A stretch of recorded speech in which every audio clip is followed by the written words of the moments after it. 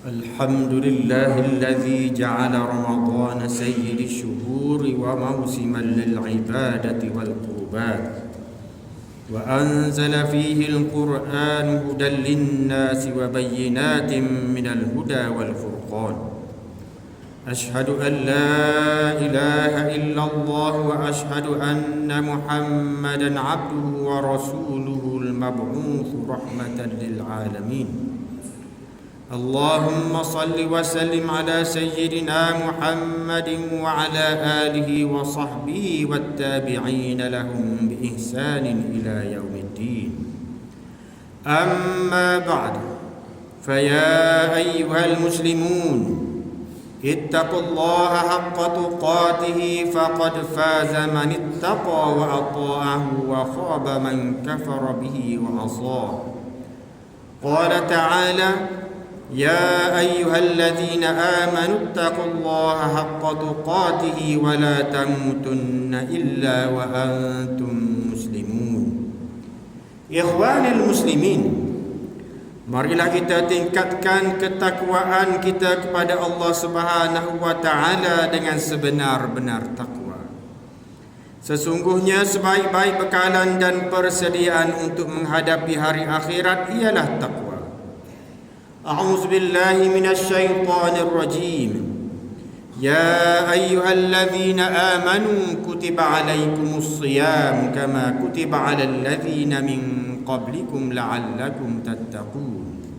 Surah Al-Baqarah ayat 183. Marilah kita sama-sama menyatakan kesyukuran dan kegembiraan kita kepada Allah Subhanahu wa taala, kerana dengan izinnya sekali lagi kita bertemu bulan Ramadan yang penuh dengan kemuliaan, keberkatan dan kebajikan.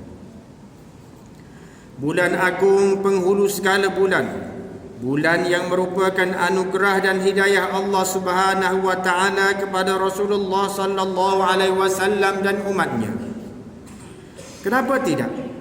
Masuk sahaja bulan Ramadan, Allah membuka pintu-pintu syurga, pintu-pintu rahmat dan keampunan kepada sesiapa yang ingin kembali bertaubat kepada Allah Subhanahu wa taala dan membetulkan perjalanan hidupnya.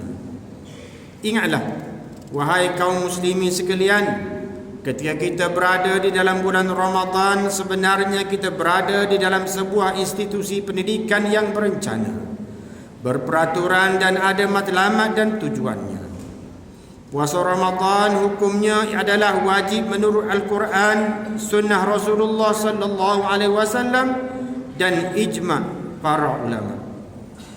Para ulama telah bersepakat bahawa puasa Ramadan termasuk salah satu rukun Islam yang 5. Sesiapa mengingkari dan menentang kefarduannya, maka kafirlah serta keluar dari agama Islam. Kita berlindung kepada Allah Subhanahu wa taala dari hal yang demikian. Adapun orang yang mengakui dan meyakini kefarduan puasa Ramadan tetapi ia tidak melaksanakan puasa Ramadan tanpa sebarang keuzuran, maka ia berdosa besar dan dikatakan perbuatannya itu lebih buruk daripada penzina dan peminum arak, bahkan diragui keislamannya. Ikhwanil muslimin, puasa ialah menahan diri dari makan dan minum, juga daripada perkara-perkara yang membatalkan puasa di siang hari di bulan Ramadan, bermula daripada terbit fajar hingga jatuh matahari dengan niat. Ketika kita berpuasa, hendaklah kita menahan diri daripada perkara-perkara yang merosakkan puasa dan daripada perkara-perkara yang membatalkan pahala puasa, supaya puasa kita menjadi sempurna, yakni puasa yang kamil, yang melayakkan kita mendapat ganjaran yang sempurna dan keampunan dan menjadi seorang mukmin yang bertakwa. Ketika kita berpuasa, hendaklah kita sentiasa menjaga peraturan dan adab-adab puasa yang zahir dan yang batin. Kita hendaklah bersabar mendidik diri dan mengawal nafsu kita supaya sentiasa tunduk kepada perintah Allah. Inilah yang dikatakan puasa itu adalah separuh dari kesabaran. Inilah perjuangan yang kita namakan mujahadatun nafs, perjuangan menundukkan hawa nafsu dan mendidiknya dengan menggunakan ibadah puasa sebagai sebuah perisai yang digunakan di medan perang untuk melayakkan diri kita menjadi orang yang bertakwa. Sesungguhnya sangat besar harga dan nilai berpuasa Ramadan bagi orang yang beriman. Lantaran itu, jagalah ibadat puasa dengan sempurna.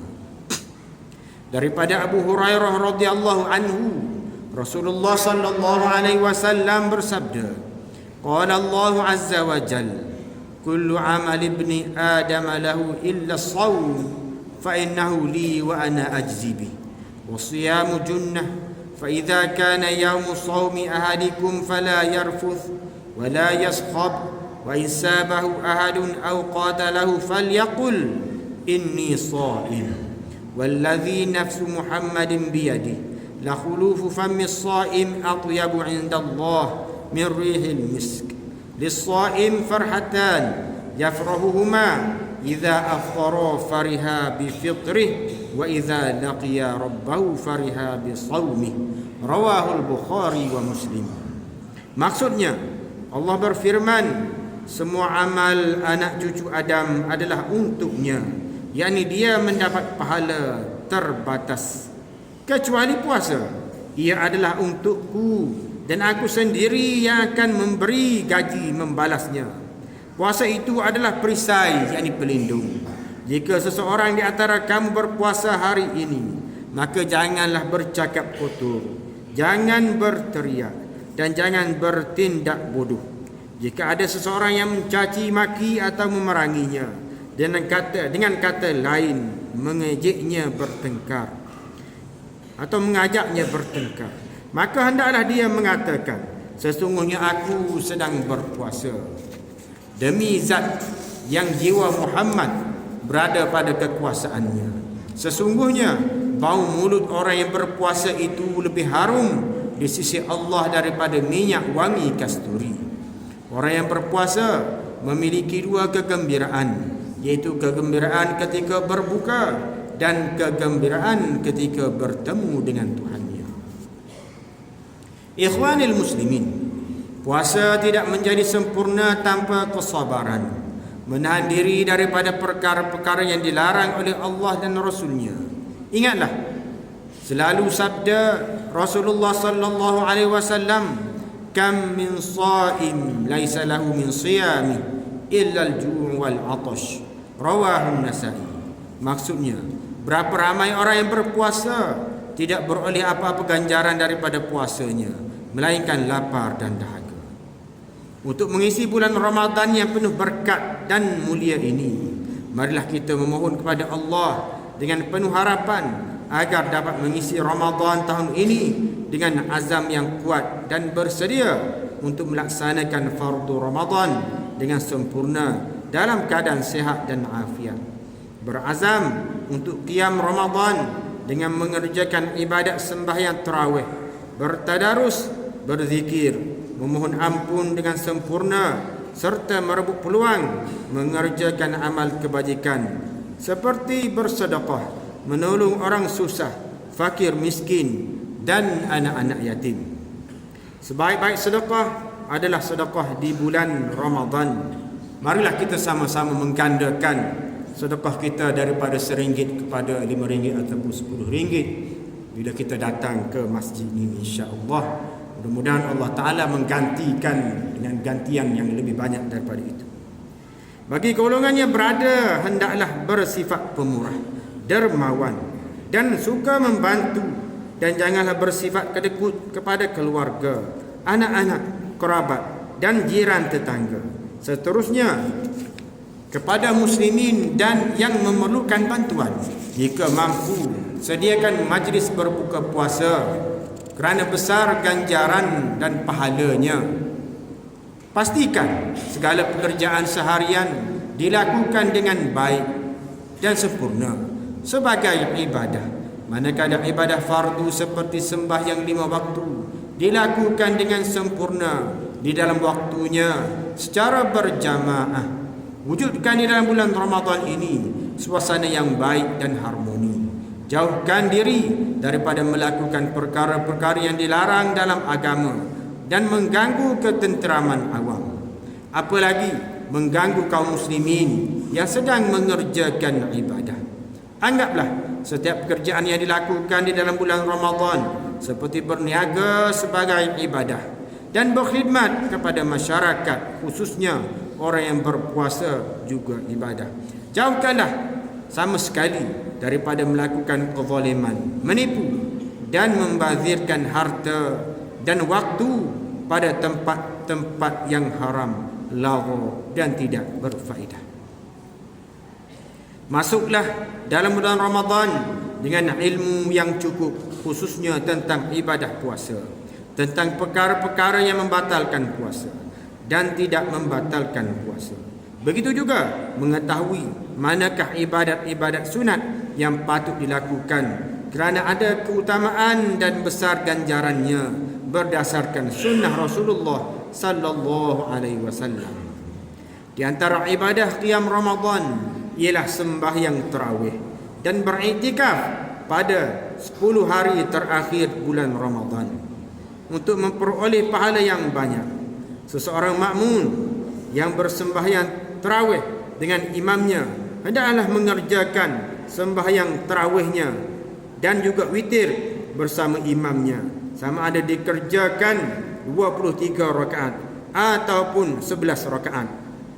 Rasulullah sallallahu alaihi wasallam bersabda, "Man qama ma'al imam hatta yansarifa kutiba lahu qiyamul lailah."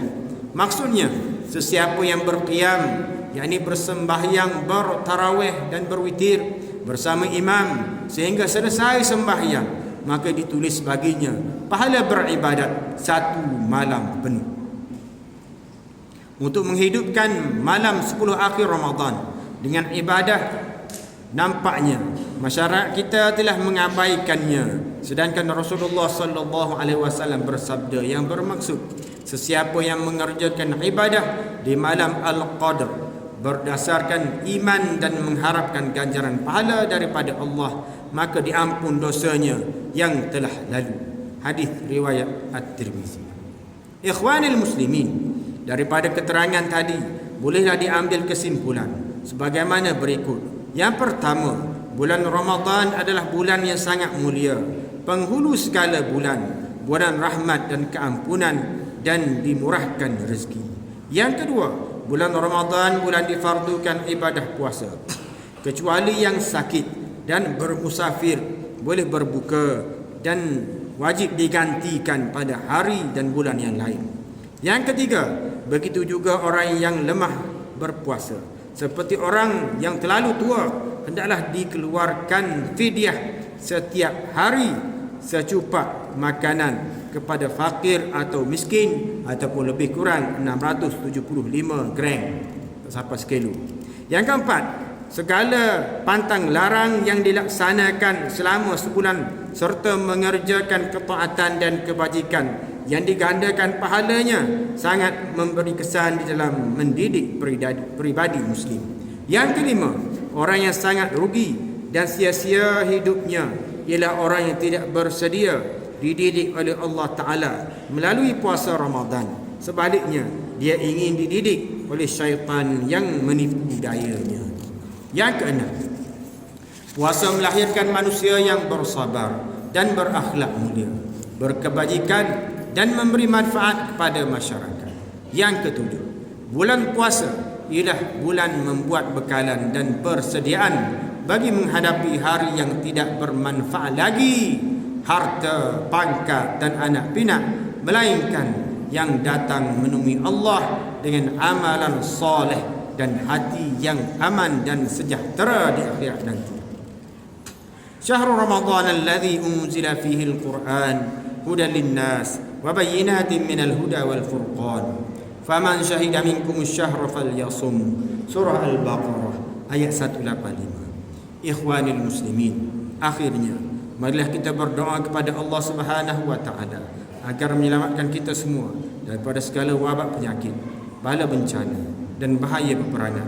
Perbanyakkanlah melakukan amal soleh dan menghindari segala perkara yang membawa kemurkaan Allah Subhanahu wa taala.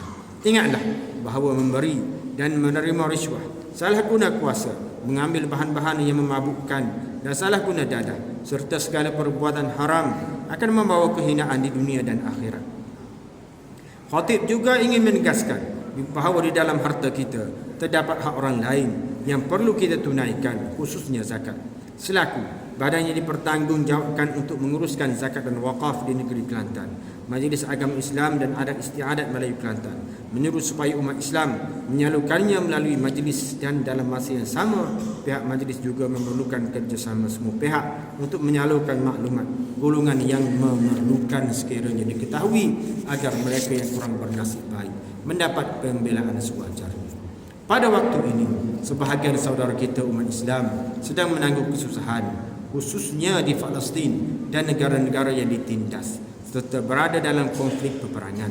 Justru, marilah kita terus berdoa agar saudara-saudara kita di sana diberikan perlindungan, pertolongan dan keselamatan serta kemenangan. Dalam masa yang sama, ulurkan pertolongan dan bantuan yang diperlukan melalui pihak-pihak yang berautoriti dan sah bagi meringankan bebanan, kesusahan dan penderitaan yang sedang mereka alami.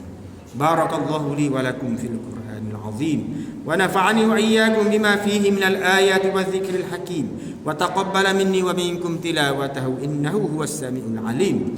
Aqulu qawli hadha wa astaghfirullahal azim li wa lakum wa li jami'il muslimina wal muslimat wal mu'minina wal mu'minat fastaghfiruhu fa ya fawzal mustaghfirin wa ya najatat taibin.